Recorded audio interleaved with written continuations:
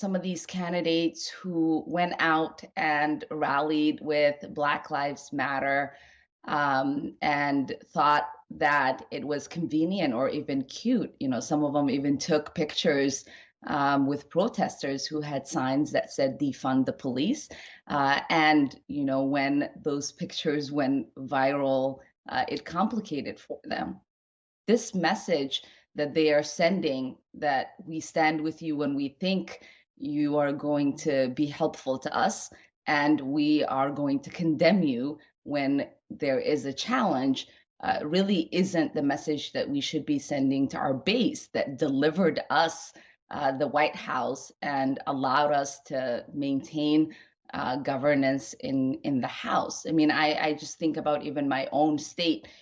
Tina Smith, who just won her reelection in the Senate, and Angie Craig, both had candidates who ran ads against them, really awful, violent ads against them, and they both prevailed. When you are disciplined, when you have built trust with the people that you serve, you will withstand every attack that comes against you. For us, it's about figuring out what our message should be, how we should be disciplined in that message. The message shouldn't be to attack one another and to allow the Republicans who benefit when we are a divided House to have the last word.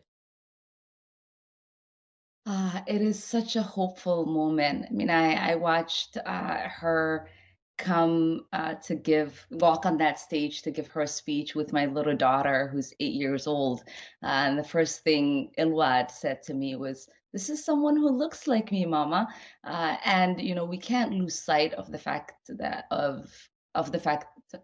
representation is powerful, that she has now allowed so many little girls, not just in our country, but around the world, to see themselves as somebody who can ascend to one of the highest offices in our nation.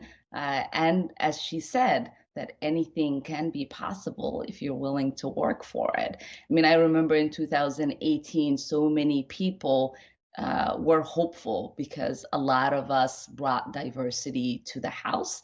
I remember I was hopeful when she won her Senate race, and I think in a time where we have all seen what Trump's darkness has done to our nation, the loss of hope and devastation, the humiliation that many of us had felt to have someone like him represent us as our president, to now have people who are hopeful, who talk about optimism, who will govern with respect and decency and compassion and empathy, really is an example of the kind of America that my dad wanted to bring me to, and the kind of America that we all want to raise our children in.